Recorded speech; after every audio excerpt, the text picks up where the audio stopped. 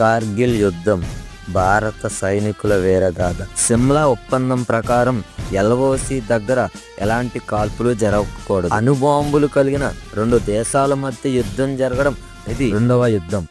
మొదటిది China USSR 1969లో జరిగింది. అసలు ఈ కార్గిల్ శ్రీనగర్ నుంచి 250 కిలోమీటర్ల దూరంలో ఉంది.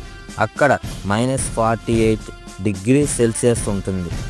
ఆ ప్రాంతాలు ఇంచుమించుగా 16,000 నుంచి 18,000 అడుగుల ఎత్తులో సైనిక స్థావరాలను ఏర్పరచుకున్నారు. 1999 మే 3న పాక్ ఆర్మీ, ముజాహిద్దీన్ ఉగ్రవాదులు మరియు దుండగులు భారత భూభాగాన్ని ఆక్రమించేందుకు టైగర్ హిల్, టోలోవింగ్ ద్రాస్ వంటి ఎత్తైన పర్వతాలలో చొరబడి దాగి ఉన్నారు. ఇది తెలుసుకున్న భారత సైన్యం ఆపరేషన్ విజయ్ స్టార్ట్ చేసింది.